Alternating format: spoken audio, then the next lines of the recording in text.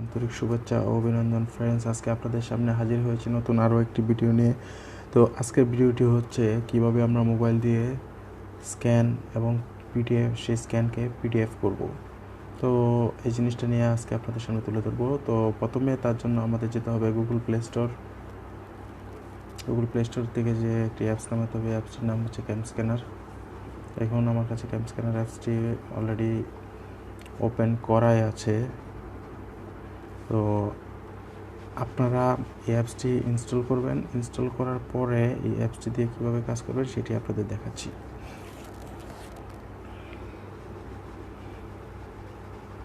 তো দেখুন, আমি এই অ্যাপসটি দিয়ে অনেক ফাইলের কাজ করছি। তো আপনারাও করবেন। তো এই অ্যাপসটি দিয়ে কীভাবে আপনারা একটি নর্মাল ফাইলকে পিডিএফ ফাইলে করবেন। তো তার জন্য একটা ফাইল আমাকে সিলেক্ট করে নিতে হচ্ছে।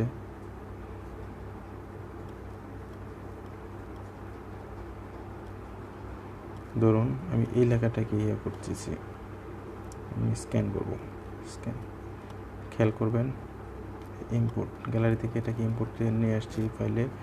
এখনও সুন্দর মতো চতুর্দিক থেকে আসছে। আপনাদের যদি কম বেশি হয়, আপনারা কমাতে চান, এই যেভাবে যেদিক থেকে ইচ্ছা সেই দিক থেকে আপনারা যেভাবে ইচ্ছা ঠিক সেভাবে এটাকে করতে পারবেন।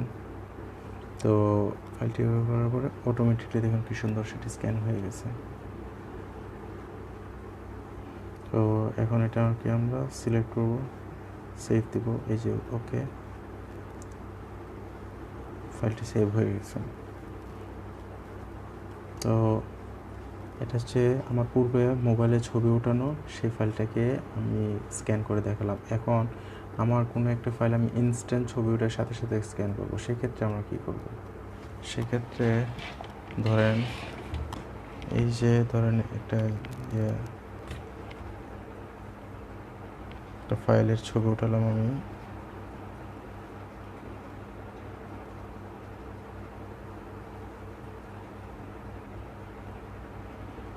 ছবিটা হয়তো এত ভালো আসেনি, আমি আপনাদের দেখানোর সুবিধা জাস্ট করলাম।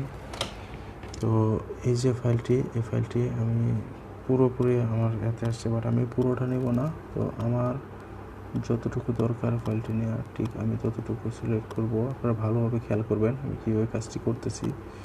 তো এই যে দেখুন, এখন এই যে তীর চিহ্নটা আছে এটাতে ক্লিক করবেন। দেখুন ফাইলটি কি সুন্দর স্ক্যান হয়ে গেছে। তো সেভ করার জন্য এই যে রাইট বাটন আছে এখানে ক্লিক করবেন। হ্যাঁ, এটাতে ক্লিক করার পরে এখন আপনারা যে কাজটি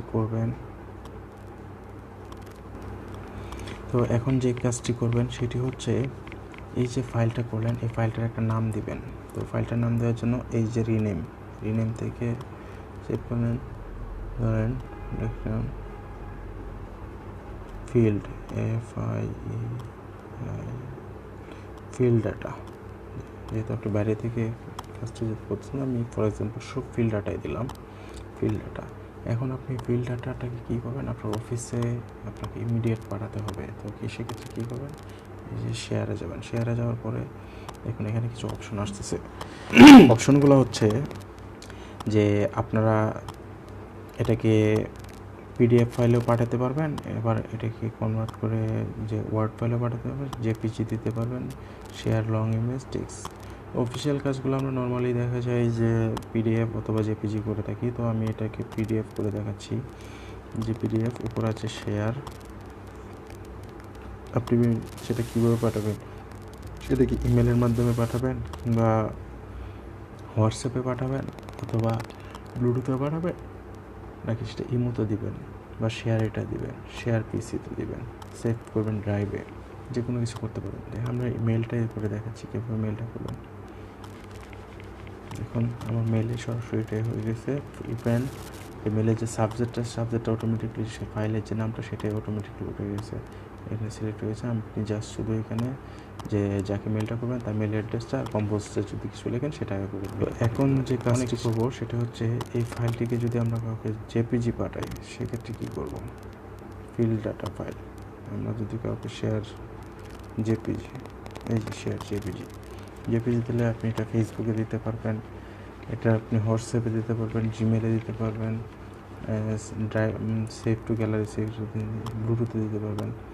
তো তারপরে মেসেঞ্জারে দিতে পারবেন, মেসেজ দিতে পারবেন, ইমো মেসেঞ্জার দিতে পারবেন, শেয়ার এটা দিতে পারবেন। আপনার যেভাবে ইচ্ছে সেটাকে করতে পারেন। অনেক সহজ এবং সিম্পল একটি। আশা করি আমার এই ভিডিওটি পুরোটা যে না টেনে যদি আপনারা দেখেন তাহলে আপনারা খুব সহজেই খুব স্মার্টলি একটি কাজ করতে পারবেন। ধরেন আপনার অফিস থেকে কোনো একটি কাজ করার জন্য আপনাকে বাইরে কোথাও পাঠালো, সেখানে আপনি ইনস্ট্যান্ট সেখানে কিছু ডাটা কালেক্ট করেন, সেই ডাটাগুলোকে আপনি মোবাইলে পিকচার উঠিয়ে, অনেক সময় মোবাইলে পিকচার ভালো হয় না, সেক্ষেত্রে আপনি ওই ডাটাগুলোকে দেখা যায় অফিসে পাঠানো লাগবে। তো এই অ্যাপসটির মাধ্যমে আপনারা খুব সহজেই ডাটাগুলো পাঠাতে পারবেন। তো এই ছিল আমার ভিডিওটি, আশা করি সবাই বুঝতে পারছেন। তো ভিডিওটা যদি কারো বুঝতে কথা বলবেন প্লিজ কমেন্টস করবেন, আমি আপনাদের সঙ্গে আর এই অ্যাপসের লিঙ্কটিও আমি ডিসক্রিপশন বক্সে দিয়ে দিব। তো আপনাদের কাছে বরাবরের মতো একটাই চাওয়া, সেটা হচ্ছে যে আপনারা অবশ্যই এখনও যারা আমার চ্যানেলটিকে সাবস্ক্রাইব করেন নাই প্লিজ আমার চ্যানেলটিকে সাবস্ক্রাইব করবেন।